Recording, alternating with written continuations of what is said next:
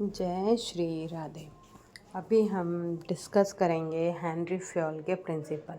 Henry Fayol को वैसे father of modern management theory भी कहा जाता है और एडमिनिस्ट्रेटिव भी कहा जाता है, क्योंकि इनके principle regarding managing the things है, तो इनको दोनों ही कहा जाता है। एग्ज़ाम में आए कि हेनरी फ्योल के father of modern management theory कौन है, तो हेनरी फ्योल, और एडमिनिस्ट्रेटिव की भी अगर बात की जाए तो भी हैं हेनरी फ्योल। अच्छा, अब इसके प्रिंसिपल कैसे याद करोगे, इसके लिए एक ट्रिक है।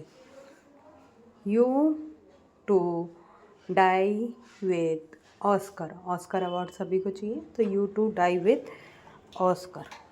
ऑस्कर में आपको देखो यहाँ से सारे ही प्रिंसिपल मिल जाएंगे एक सेंटेंस के अंदर। यू का मतलब यूनिटी ऑफ कमांड और यूनिटी ऑफ डायरेक्शन, ठीक है। डी का मतलब डिवीज़न ऑफ वर्क, ठीक है, डिसिप्लिन। आई का इनिशिएटिव, ई से स्प्रेड द क्रॉप, एस से सबॉर्डिनेट, ठीक है, या सबॉर्डिनेट टू इंडिविजुअल इंटरेस्ट वो, ठीक है। फिर ओ से ऑर्डर, एस से आपका हो जाएगा स्केलर चेन, सी से सेंट्रलाइजेशन और डिसेंट्रलाइजेशन, ए से अथॉरिटी एंड रिस्पॉन्सिबिलिटी, ठीक है, आर से न्यूमरेशन, ठीक है। एस से आपका जो लास्ट बचा that is your this one scalar chain हो गया, stability of personal, stability of personal. इससे आप 14 प्रिंसिपल बड़ी आसानी से याद कर लेंगे। ये सारे के सारे 14 प्रिंसिपल एक सेंटेंस में कवर हैं, you to die with Oscar. आगे चलते हैं, इंडिविजुअल एक एक को काम देखते हैं। तो डिवीज़न ऑफ वर्क कहता है कि every employee should be assigned only one type of work. किसी भी एम्प्लॉय को एक ही टाइप का वर्क दें, अलग अलग टाइप का वर्क ना दें। अथॉरिटी और रिस्पॉन्सिबिलिटी बहुत क्लियर होनी चाहिए कि अथॉरिटी और रिस्पॉन्सिबिलिटी बैलेंस्ड भी होनी चाहिए। डिसिप्लिन होना चाहिए, जिसमें आपका आ जाता है कि रूल्स, एप्लीकेशन ऑफ पॉलिसीज़, ये सारे ऑर्गेनाइज वे में चलने चाहिए। डिसिप्लिन का मतलब है कि do the things with honesty. आप जो भी काम करो अच्छे से करो, तो वो डिसिप्लिन है। जैसे सुबह 4 बजे उठना है तो उठना है, तो वो एक डिसिप्लिन में आ जाता है, ठीक है। Unity of command, unity of command most important है, जो कि ये कहता है order from one superior. Unity of command कहता है order from one superior, order हमेशा एक से आना चाहिए। और यूनिटी ऑफ डायरेक्शन कहता है कि आपके जो वन हेड वन प्लान की बात करता है। तो ये दोनों एग्ज़ाम में ना कंफ्यूजिंग रहते हैं, तो याद रखना जब ऑर्डर की बात आएगी तो वन ऑर्डर आना चाहिए वन सुपीरियर से। सबॉर्डिनेट कितने भी हों पर सुपीरियर एक ही होगा, एक ही बॉस ऑर्डर करेगा।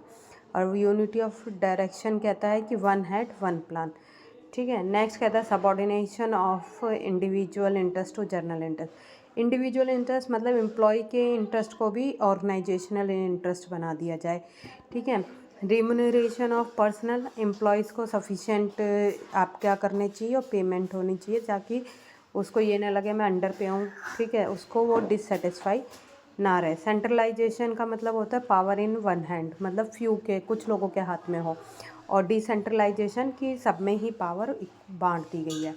तो ये बैलेंस होना ज़रूरी है, ये दोनों ही चीज़ होनी चाहिए हर ऑर्गेनाइजेशन। ना तो पावर कुछों के हाथ में ही हो, ना ही पावर सबके हाथ में हो, दोनों का बैलेंस होना बहुत ज़रूरी है। स्केलर चेन, स्केलर चेन कहता है, आपने पढ़ा होगा, स्केलर चेन कहता है टॉप टू बॉटम चलोगे। कैसे चलोगे? टॉप टू बॉटम चलोगे। तो यहाँ से ऑर्डर जब यहाँ फॉलो हो रहा है तो ये स्केलर चेन है, ठीक है। हाँ, पर ये डिपार्टमेंट में आपस में बात कर रहे हैं, तो ये क्या हो गया? Gang plank. क्या हो गया? Gang plank. याद रखना सेम लेवल पे ही कम्युनिकेट कर सकते हैं, सेम डिपार्टमेंट पे। अगर अलग अलग लेवल होगा ना तो वो गैंग प्लैंक नहीं होगा। नेक्स्ट आ जाता है ऑर्डर। ऑर्डर आपको बताया है मैंने।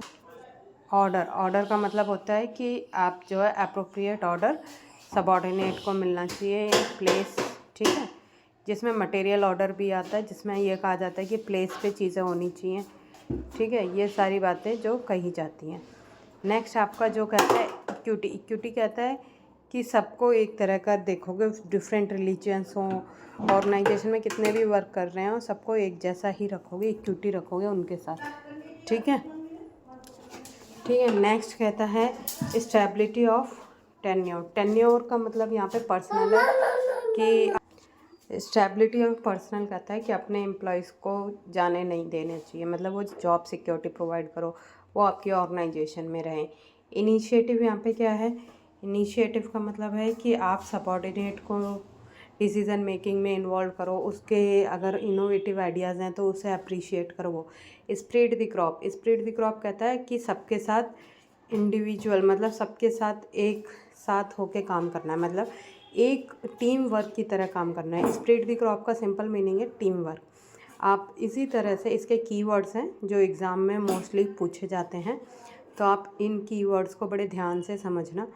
ये सारे ही कीवर्ड्स मोस्ट इम्पॉर्टेंट हैं, ये आपकी केस स्टडी में बहुत काम आने वाला है। तो याद रखना डिवीज़न ऑफ वर्क क्या कहता है, अथॉरिटी एंड रिस्पॉन्सिबिलिटी, डिसिप्लिन।